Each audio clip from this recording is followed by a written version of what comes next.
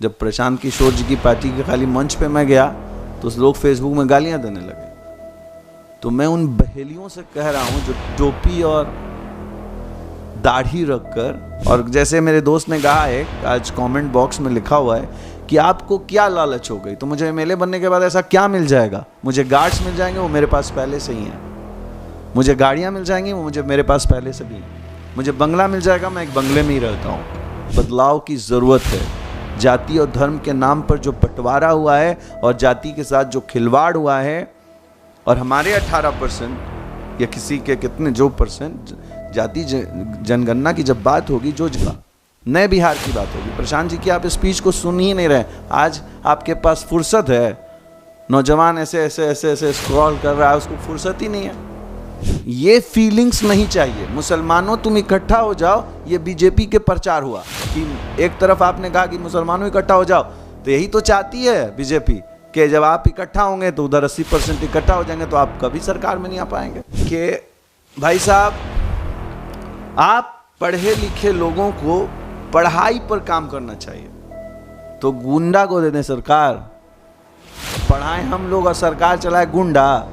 प्रदेश में एक्सप्रेसवे की तैयारी है, तो एक्सप्रेसवे 1 आया, एक्सप्रेसवे 2 आया, एक्सप्रेसवे 3 आया, यमुना एक्सप्रेसवे, फलना एक्सप्रेसवे। हम लोग कहाँ एक्सप्रेसवे है हमारे पास? हम लोग कहाँ हैं? हर उत्तर हमारे पास एक पटना जिला है, एक भागलपुर है, एक गया है, एक दरभंगा है। अभी गुड़गांव से लेकर के चंडीगढ़ तक चले जाइए, उनके पास जहां भी बसिएगा लगेगा आप बड़े शहर के अंदर है। लेकिन हम लोग पिछले, अब क्या हमारी नस्लें देखेंगी ये चीज़ कि हमारे पास जिला 4 है जहां हमारी अपनी औलादों को रख के पढ़ा लिखा सकते हैं। तो हम इतने से संतुष्ट नहीं हैं। अच्छा, जो लोगों को एक्चुअली वो कभी बाहर गए नहीं, वो जब बाहर से आते हैं तो उनको लगता है ये गाँव है, बाहर नहीं गए इसलिए उनको ऐसा लग रहा है। अब बिहार में जो सरकार बनी, किसकी कैसे बनी? प्रशांत जी की बदौलत बनी, उन्हीं के सारे कैंपेन पे बनी। बिहार में बहार बाई कहां से आया? वहीं से शब्द आए। तो मुझे नहीं बनना ये नेता, मैं उनकी चाटुकारिता नहीं कर पाऊंगा, मैं उनका झोला उठाने नहीं आया हूं। ठीक है एजेंट ये वो, हेलो, आखिरत में हाथ पकड़ लूंगा आपका, एक इल्जाम लगाया तो अल्लाह के वास्ते मैं कुरान उठा के हाथ में आपको दे दूंगा और कहूंगा कि खा कसम कि तूने देखा है मुझसे पैसे लेते हुए। कि अगर हिंदुस्तान के चुनाव में किसी भी छत्र से अगर कोई ऐसा प्रत्याशी जिसका छवि साफ हो, जिसका चेहरा साफ हो और वो गुंडा ना हो, तो हम युवा उसके साथ देने को तैयार हैं। अस्सलाम वालेकुम। आज के इस प्रेस कॉन्फ्रेंस में आप सभी का स्वागत है, सभी प्रेस कर्मियों का स्वागत है।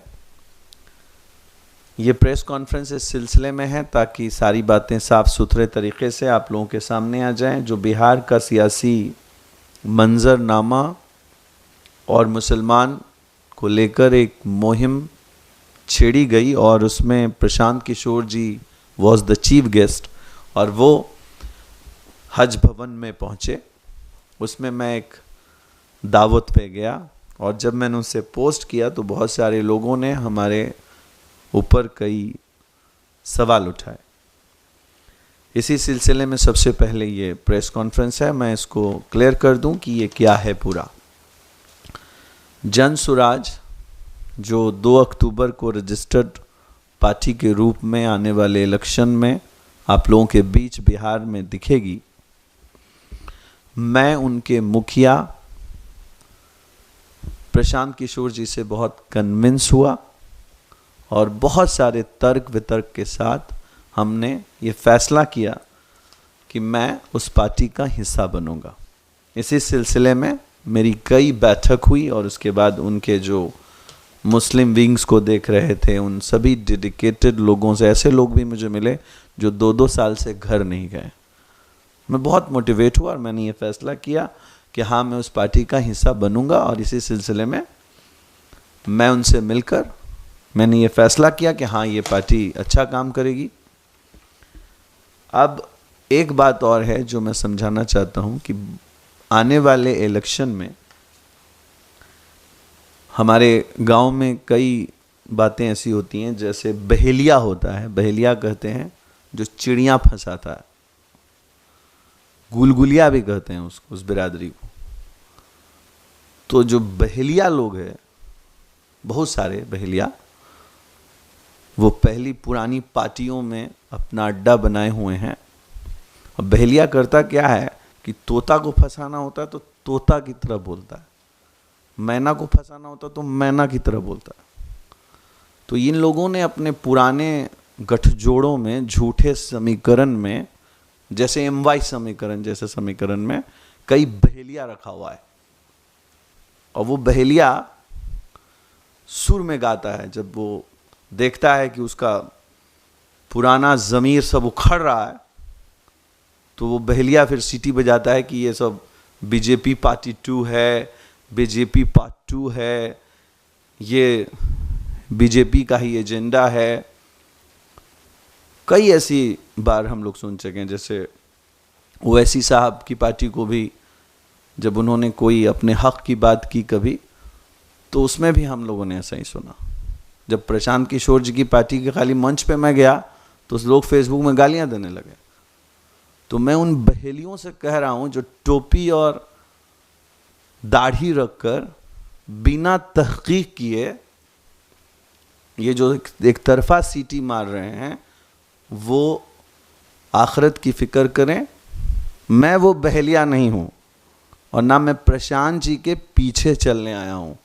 इस प्रेस कॉन्फ्रेंस से क्लियर कर दूं, मैं प्रशांत जी के साथ चलने आया हूं, पीछे नहीं चलने आया हूं। एक बात मैंने उनकी इस बात से भी बहुत कन्विंस हुआ कि अगर प्रशांत जी या दूसरे कोई भी नेता देश में जो शिक्षा की बात करेंगे, जो रोजगार की बात करेंगे, जो डेवलपमेंट की बात करेंगे, जाति और धर्म से उठकर बात करेंगे, हम शिक्षाविद उनके साथ हैं। और वो मैं अकेला वहाँ नहीं था, वहाँ बहुत सारे शिक्षाविद थे जिन मैंने अब तक हजारों हजार जिंदगियां बनाई हैं और गांव-गांव में लोग मुझे जानते हैं। तो उनके भी फ़ोन आए, लेकिन जिस तरह के MLAs के फ़ोन आए और जो उनके लोगों के फ़ोन आए, नुमाइंदों के फ़ोन आए, इससे साबित हो जाता है, जो बहुत अच्छी बात है, कि इस पार्टी से ऑप्शंस आने से, पार्टी के ऑप्शंस को आने से निगोशिएशन बहुत अच्छा हो सकता है। तो जो प्रशांत जी की पार्टी आई, तो मैं तो सारे नेताओं को कहूँगा कि या तो वो इस पार्टी को ज्वाइन कर लें, मोस्ट वेलकम। हमारी आने वाली पार्टी में आपका स्वागत है।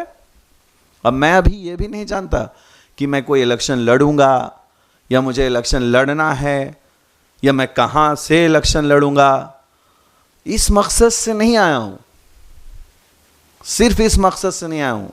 और जैसे मेरे दोस्त ने कहा है, आज कमेंट बॉक्स में लिखा हुआ है कि आपको क्या लालच हो गई, तो मुझे MLA बनने के बाद ऐसा क्या मिल जाएगा? मुझे गार्ड्स मिल जाएंगे, वो मेरे पास पहले से ही हैं। मुझे गाड़ियाँ मिल जाएंगी, वो मेरे पास पहले से भी हैं। मुझे बंगला मिल जाएगा, मैं एक बंगले में ही रहता हूँ। मुझे कोई ऐसी ख्वाहिश नहीं है जो MLA के पास है और मेरे पास नहीं है। उस नियत से नहीं आ रहा हूँ। लेकिन जो हालत बिहार की बनाई गई है, बिहार में बदलाव की ज़रूरत है। जाति और धर्म के नाम पर जो बंटवारा हुआ है और जाति के साथ जो खिलवाड़ हुआ है, और हमारे 18% या किसी के कितने जो परसेंट जाति जनगणना की जब बात होगी, जो जितने परसेंट हमने जब प्रशांत जी से बात सुनी और उनसे मुलाकात में उनके लोगों से बात सुनी, जो पार्टी का मैनिफेस्टो तैयार हो रहा है, उस मैनिफेस्टो में बहुत क्लियर है कि अगर आप 18% हैं तो 18% युवा मुसलमान को इलेक्शन लड़ाया जाएगा। युवा मुसलमानों को, वो रिटायर लोगों को नहीं, जो आखिरी सांस गिन रहे हैं, ये युवा मुसलमानों को। बहुत हो चुकी जी हुजूरी उनके दरबार में, अब युवा बैठेगा कोई सरकार में। बहुत हो चुकी जी हुजूरी उनकी। तो उन बहेलियों को कह रहा हूं जो कुकू कुकू कुकू करके फंसा रहे थे टोपी पहन करके, वो अब फंसने वाले नहीं। हम लोग, हर जाति और हर धर्म के लोग इस पार्टी के साथ आएंगे और नया बिहार का निर्माण होगा। नए बिहार की बात होगी। प्रशांत जी की आप स्पीच को सुन ही नहीं रहे। आज आपके पास फुर्सत है, नौजवान ऐसे ऐसे ऐसे ऐसे स्क्रॉल कर रहा है, उसको फुर्सत ही नहीं है। तो पहले गहराई से सुनिए, what the difference between Owaisi साहब एंड प्रशांत जी। मैं क्यों, ओवैसी साहब एक अच्छे इंसान है, मैं अभी नेता नहीं हूं पूरी तरह से, तो मैं पूरा वैसे प्रोटोकॉल में नहीं चलूंगा। ये प्रेस कॉन्फ्रेंस मेरे अपने सफाई पर है। वैसी साहब कहते हैं कि मुसलमानों इकट्ठा हो जाओ, तो किसके साथ इकट्ठा हो जाएं? खेले हम रमेश के साथ, रहे मनोज के साथ, पड़ोसी मेरा रमेश भैया है, पाला हमको राजा राम चचा ने है, खेलते कूदते पिटाई और पढ़ाई उनके साथ हुई है, तो कौन इकट्ठा हो जाए? किसके साथ इकट्ठा हो जाए? ये फीलिंग्स नहीं चाहिए। मुसलमानों तुम इकट्ठा हो जाओ, ये बीजेपी के प्रचार हुआ कि एक तरफ आपने कहा कि मुसलमानों इकट्ठा हो जाओ, तो यही तो चाहती है बीजेपी कि जब आप इकट्ठा होंगे तो उधर 80% इकट्ठा हो जाएंगे, तो आप कभी सरकार में नहीं आ पाएंगे, आपकी आवाज कोई नहीं बनेगा। तो सबसे पहले तो इसको रोकना, ये सुर नहीं चलेगा। हम भारत के लोग की जो सबसे बड़ी खूबसूरती है वो है हिंदू मुस्लिम सिख ईसाई आपस में हैं भाई भाई। हम होली भी खेलते हैं, हम रंग भी लगाते हैं, हम दिवाली भी जलाते हैं, दिवाली में पटाखे भी फूटते हैं। हम एक रंगीन कलरफुल कंट्री हैं, इसीलिए हम सोने की चिड़िया। लेकिन इसको बांटने की कोशिश की गई इन कुछ सालों में, इसीलिए बदलाव की आवाज निकलने लगी है हर जगह से, और इसीलिए हम जैसे शिक्षाविद भी अब उसमें कूदेंगे। अब एक और कमेंट देखिए इसमें आया है। कमेंट में लिखा हुआ है कि भाई साहब, आप पढ़े लिखे लोगों को पढ़ाई पर काम करना चाहिए, तो गुंडा को दे दें सरकार, पढ़ाएं हम लोग और सरकार चलाए गुंडा। कौन चलाएगा सरकार? जो याद रखिएगा, कोई माँ अगर गोद में लेकर बच्चे को बोलेगी कि मेरा बच्चा इंजीनियर बनेगा, तो कलाम पैदा हो रहे हैं, मेरा बेटा डॉक्टर बनेगा तो डॉक्टर पैदा हो रहे हैं। लेकिन आज देश की कौन ऐसी माँ है जो ये कह रही है कि मेरा बेटा एक नेता बनेगा? कोई नहीं बोल रही है। तो नेता कहां से अच्छा आएगा? नेता पैदा करना पड़ेगा, ये सोचना पड़ेगा। नेता कौन बनना चाहिए? जो शिक्षाविद है, जिस पर कोई रेप केस का आरोप नहीं है, किसी के मर्डर का आरोप नहीं है, किसी के खून खराबे का आरोप नहीं है, किसी के ऊपर डकैती का आरोप नहीं है। साफ छवि के लोग जब लीडर बनेंगे तो समाज साफ सुथरा बनेगा।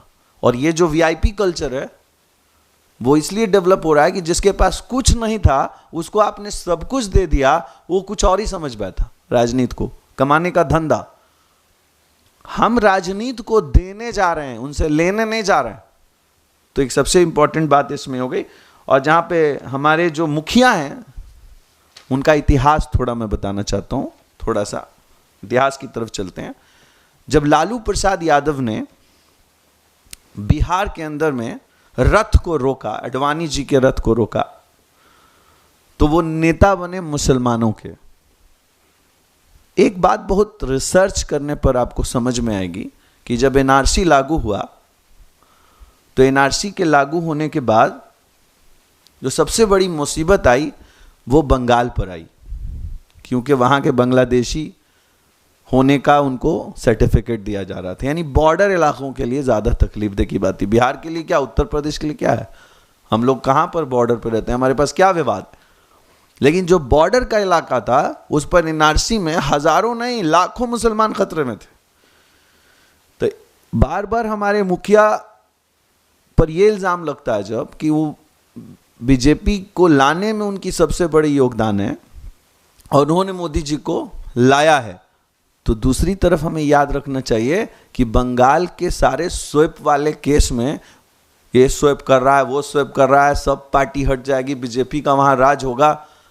उसको रोकने में उस बीड़े को उठाने वाले व्यक्ति का नाम भी प्रशांत कुमार था, प्रशांत किशोर था। तो जो प्रशांत किशोर जी ने जब उस मुहिम को चलाया तो वो रोकने में सफल हो गए। फिर इनको एनआरसी प्रोग्राम स्टेप आगे बढ़ाने में दुविधा हुई और फिर वो बाग लेना पड़ा।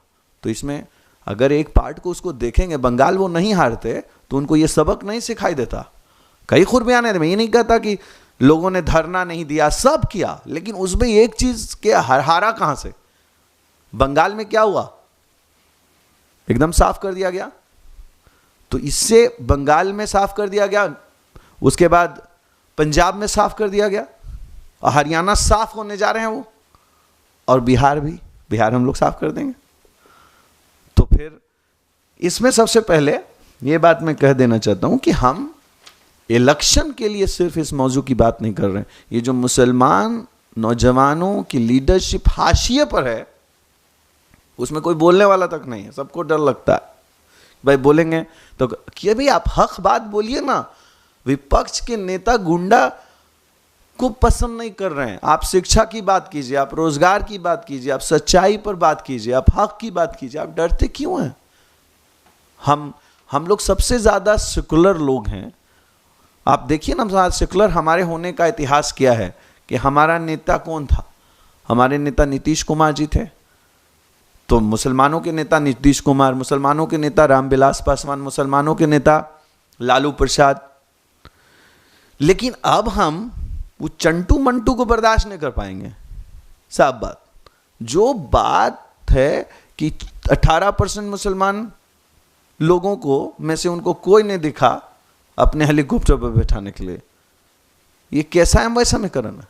मेरी उम्र 40 साल है, और 40 सालाना जिंदगी में होश में आना इंसान का होता है 8 साल 7 साल में। मतलब अगर मैं 8 साल की उम्र का से आज तक मैंने एक भी MY समीकरण में, हमारे विधानसभा 216 पड़ता है जहानाबाद का, वहां 4 विधानसभा से कभी कोई मुस्लिम विधायक नहीं बना।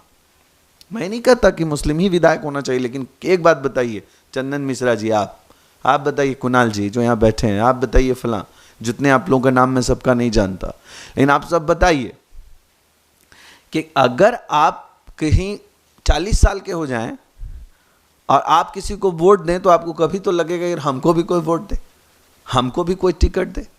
तो क्या हम मर जाएंगे 60 सालाना? तो जिंदगी है, तो हमारी औलादें नस्लें देखेंगी कोई नेता वहां, तो हम अपनी बात कैसे रख पाएंगे? तो कैसा इंसाफ है? और फिर हम 18% में जब हम कैलकुलेटिव होते हैं तो हमारी संख्या वहां 41 लोगों की होनी चाहिए, जहां हम 19-20 पर हैं, यानी हम आधे पर हैं।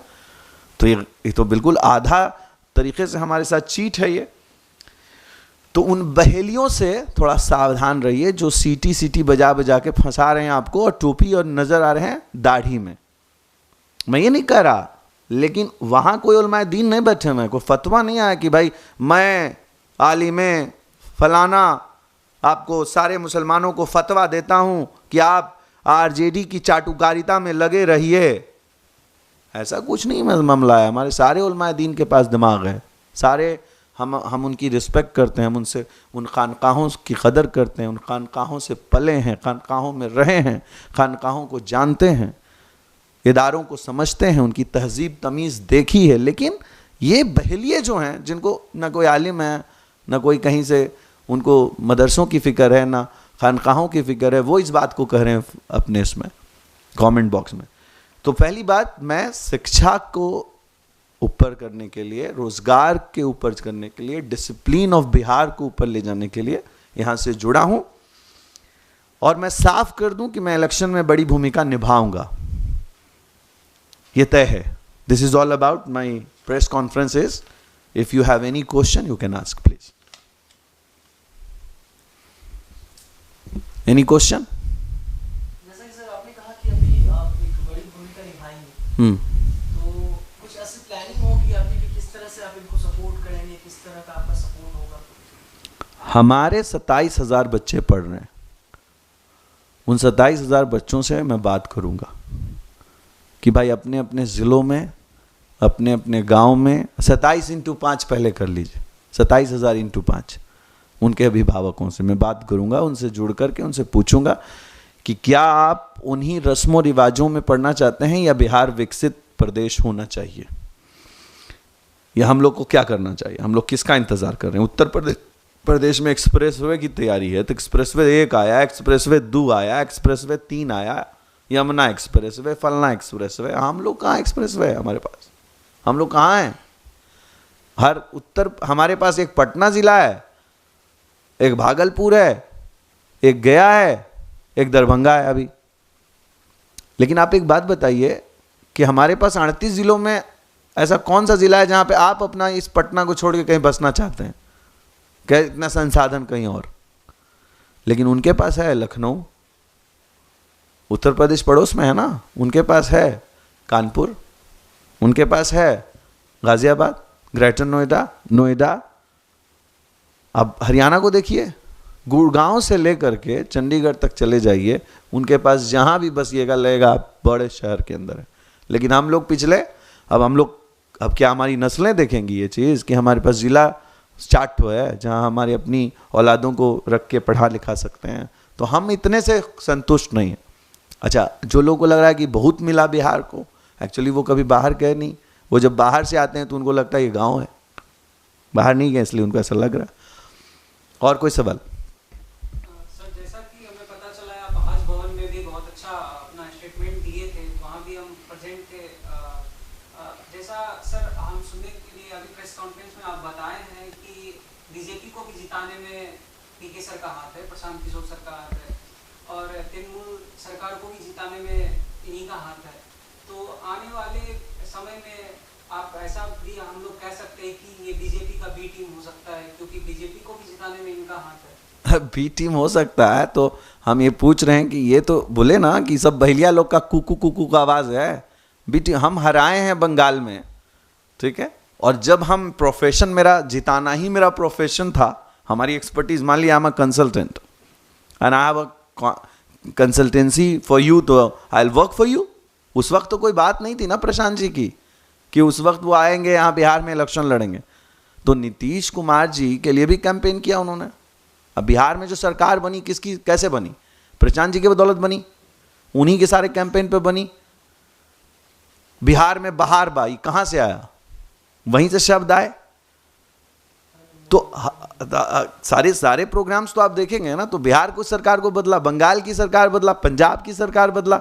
जिसने इतने बदलाव को पहले से ला के दिखाया है, हमें उस पर विश्वास करना पड़ेगा और करना चाहिए पहले। अब आप जो एकदम अनपढ़ लोग हैं, अनपढ़ आबादी, वो ये कह रही है कि इन्होंने तो बीजेपी को लाया था।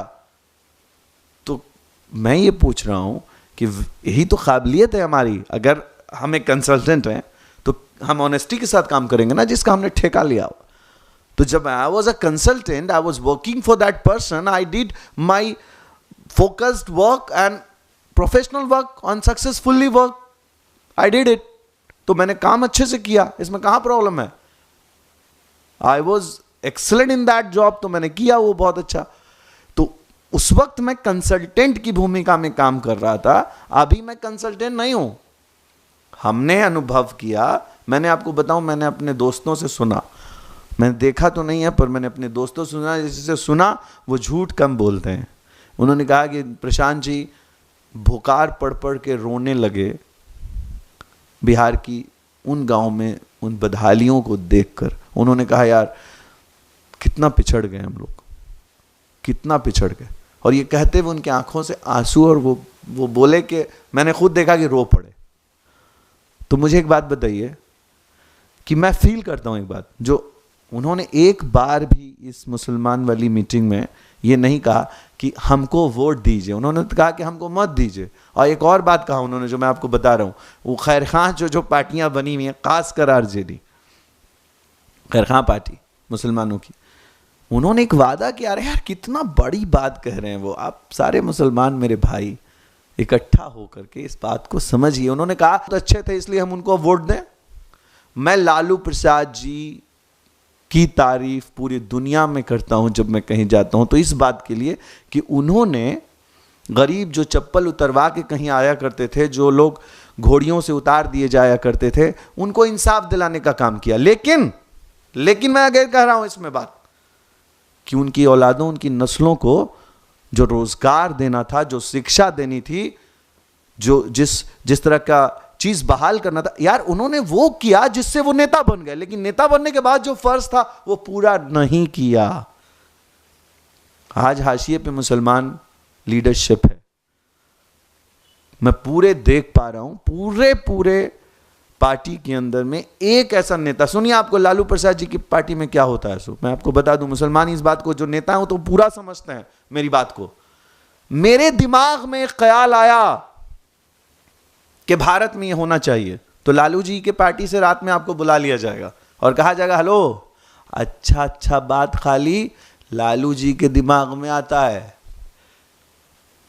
तेजस्वी जी के दिमाग में आता है। इसलिए आज के बाद बेटा तुमको यह कहना है कि लालू जी के दिमाग में यह ख्याल आया, तेजस्वी जी के दिमाग में यह ख्याल आया, इसलिए मैं ये बात बोल रहा हूं।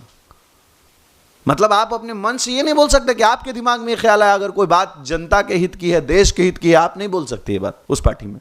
आपको ये कहना होगा कि हमारे बड़े साहब के दिमाग में ख्याल आया, छोटे साहब के दिमाग में ख्याल आया। ये चाटुकारिता मैं नहीं कर पाऊंगा। मुझे नहीं बनना नेता, मुझे नहीं बनना ये नेता। मैं उनकी चाटुकारिता नहीं कर पाऊंगा, मैं उनका झोला उठाने नहीं आया हूं। इसलिए बहुत जरूरी है साफ बात, जिनको करना है करें।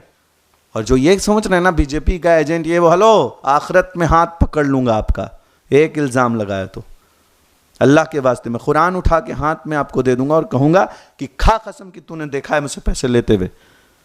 तो इस्लाम में जो सबसे बड़ी किताब है वो है कुरान, और मैं उसको बोल रहा हूं कि हाथ में दे दूंगा आपके, और बोलूंगा कि आप कैसे समझे आप मेरे बारे में। बिना तहकीक के इल्जाम मत लगाइए प्लीज, आखिरत में हाथ पकड़ लूंगा मैं आपका। मैं नहीं ये इस्तेमाल करता हूं ऐसे शब्द किसी के लिए कि वो फला आदमी एजेंट है, फला आदमी एजेंट है। अरे यार, हर की अपनी व्यूज हैं।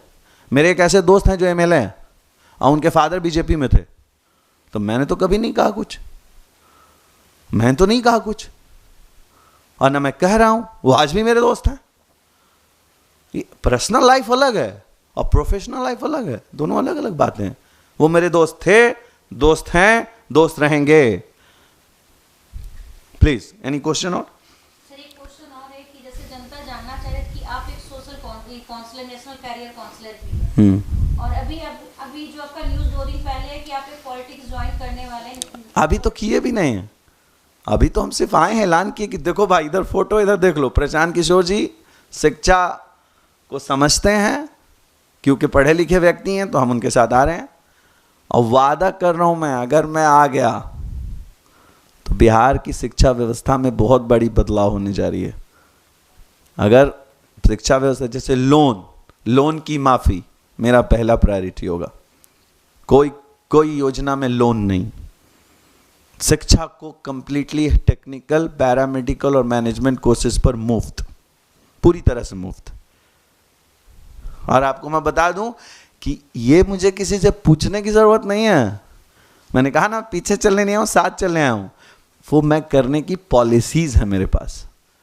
आज हम लोग इतनी बड़ी संख्या को पढ़ा रहे हैं, तो कोई बच्चा सामने से आके कह दे उसकी लेटर नहीं दी मैंने, एनओसी नहीं दी, तो शिक्षा में बदलाव लाएंगे। और जो हम कर रहे हैं, आप कह रही हैं कि हम पॉलिटिक्स में आ जाएंगे तो ये करियर का क्या होगा। हेलो, हमारा करियर बनाने का ही काम था। पॉलिटिक्स हमारी प्रायोरिटी पे इसलिए आया कि अगर मैं इसमें आता हूं तो मुझे आसानी होगी चीज़ों को करने में। लेकिन मैं एक बात साफ कर दूं, मेरी प्रायोरिटी शिक्षा को परोसना ही होगा, आज भी और तब भी। मैं जिस भी तरह से जहां भी करूंगा, मैं अगर मान लीजिए एमएलए बन गया, मैं अगर मैं कोई मंत्री बन गया, समझने की बात है।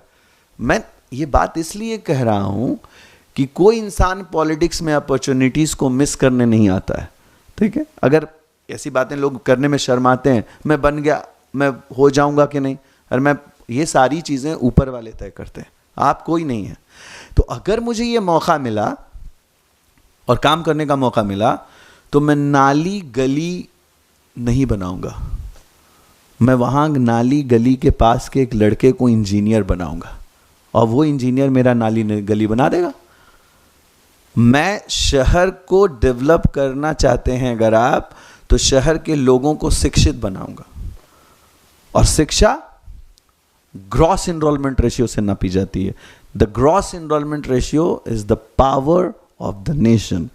आज देश के प्रधानमंत्री जी क्या कर रहे हैं कि हम अमेरिका से टक्कर ले लेंगे, यहां से टक्कर ले लेंगे, वहां। अरे कैसे टक्कर लेंगे भाई? 27% से 28% लोग हम लोग पढ़े लिखे हैं और 70% जाहिल हैं। अब भाषण में क्या कहा जा रहा, देश के युवा देश की ताकत हैं। अरे भाई रुकिए, देश के युवा देश की ताकत नहीं है। देश के ओनली 30% युवा देश की ताकत हैं और 70% सब लाइबिलिटी हैं, बाहर हैं। उन लाइबिलिटीज को शिक्षा में तब्दील करना पड़ेगा बदलाव लाने के लिए। This is all about now. Thank you. और कोई? हाँ बोलिए प्लीज। आपको कुछ पूछना? प्लीज आप 1 मिनट रुक जाइए, आपको दे रहे हैं, आप पूछिए। वालेकुम सलाम। सवाल है सर आपसे कि बिहार में कई सारी पार्टियां हैं जैसे कि जेडीयू और आरजेडी जो मुसलमानों के लिए काम कर रही और कर रही थी, तो आपकी पार्टी मुसलमानों के हक के लिए कितना काम करेगी सर? हम बोले ना कि हम लोग अपना जो लॉ बुक बना रहे हैं, जिसको आप समझ सकते हैं कि उसको जब हम लोग उसमें संशोधन कर रहे हैं तो उसमें साफ बात आ रही है, जो हमसे बात हुई है, हम तो उसके मालिक नहीं ना हैं, लेकिन हम तो पहले सबके साथ मिलके कह दिया कि पार्टी के मैनिफेस्टो में यह तय होगा कि यादव जितने तादाद में हैं उनको उतने हिसाब से टिकट मिलेगा, मुसलमान जितने हिसाब से हैं, जितने पॉपुलेशन में हैं उतने हिसाब से मुसलमानों को टिकट दिया जाएगा। आप वोट मत दीजिए, टिकट दिया जाएगा। वोट दीजिए मत दीजिए, टिकट हम लोग देंगे। क्या उम्मीद करते हैं सर कितने सीट से जीतेगी जनसेवा? कितना सीट से जीतेगी? 122 सीट से जीतेंगे हम लोग। किसी का जरूरत नहीं है समर्थन का। हम ओवर कॉन्फिडेंट नहीं है, हम ओवर कॉन्फिडेंट बिल्कुल नहीं है। अगर 122 सीट से जीतेगी तो इसमें पूछिए कौन जिताएगा? युवा। बोले ना कि बहुत जी हुजूरी हो चुकी उनके दरबार में, अब युवा बैठने जा रहा है सरकार में। तो ये नहीं कह रहा हूं कि कितने, ये सब बड़े लोग तय करेंगे कितना सीट पे लड़ेंगे, कितना सीट पर जीतेंगे। लेकिन अगर आप हमारे जैसे नाड़ी से पूछिएगा तो हम सीधे बोल देंगे कि अकेली पार्टी होगी। जैसे वहां आम आदमी पार्टी आई वैसे उससे उसी तरह। और लोग बोल रहे हैं बिहार में न चलेगा, जाति के नाम पर ही होगा। हम बोल रहे हैं आप देख लीजिएगा क्या होगा। आपको एक नज़ारा देख लिया ना, एमएलसी साहब कैसे आ गए। एक डेमो दिखा दिया गया है, पहला डेमो, पहला एमएलसी जन सुराज पार्टी के मुसलमान बने, जहां वोट नहीं था उतना, ब्राह्मणों का वोट था, भूमियारों का वोट था, और वहां जिसका वोट 400 था वो जीत के आ गया। इलेक्शन लड़ने के लिए काबिलियत भी चाहिए। ये खटाखट पटापट ऐसे नहीं होता इलेक्शन। वो वक्त चला गया। अब मेरे जो यादव समाज की युवा हैं वो भी पढ़ना चाहते हैं, और यादव खाली एक ठो घर से नहीं हैं, पप्पू यादव भी हैं जिनको यादव बहुत पसंद करते हैं। यह बता दे रहा हूं मैं आपको, खेल बहुत बदलेगा, रुकिए मैं पहले बता दे रहा हूं। बताइए, लास्ट है लेकिन प्लीज। हाँ सर, अभी बहुत सारी जो पार्टियां हैं महिलाओं के लिए बहुत कुछ कर रही, बहुत सारे प्लान बना रही, तो आपकी जो पार्टी प्रशांत की सोच है उनके क्या प्लान है कि महिलाओं के लिए, मुस्लिम कम्युनिटी की महिलाओं के लिए, कि उनके डेवलपमेंट में क्या वर्क करेगी? ऐसी कोई स्ट्रैटेजी आपने बनाई है, आपकी टीम ने बनाई? देखिए हम अभी उस टीम के हिस्सा उस जगह पे नहीं, लेकिन आपको ये वादा कर रहे हैं कि पार्टी के मैनिफेस्टो में पॉपुलेशन को ख्याल रखा गया है, तो महिलाओं के पॉपुलेशन के आधार पर उनको भी टिकट दिया जाएगा। बात क्लियर है। हम लोग की जो पार्टी है सुलझी हुई, जो आने वाली है 2 अक्टूबर को रजिस्ट्रेशन होकर नाम सामने होगा। कितना आदमी तो बेहोश हो रहा है, फोन पे फोन। देखिएगा महिलाओं का इसमें जो रोल होगा, वो जितने पॉपुलेशन में हैं, जिस तरह से उनका मैनिफेस्टो तय किया जा रहा है, उनके लिए शॉकिंग होगा, बहुत बहुत मज़ेदार होगा। तो सब बात अभी प्रेस में नहीं बताया जाएगा, कुछ छुपा छुपी भी रहना चाहिए। लेकिन फिर लास्ट में हम एक आखिरी बार कह रहे हैं सब लोगों को, उसको क्या बोलते हैं, हम लिखे लास्ट में इंटरनेट से निकाल के कि इसको कहा क्या जाता है, तो पता चला बहेलिया, गुलगुलिया, ये बिहार में कहा जाता है। देश में चिड़िया फंसाता है, चिड़िया फंसाने वालों से सावधान रहिए। धन्यवाद, शुक्रिया।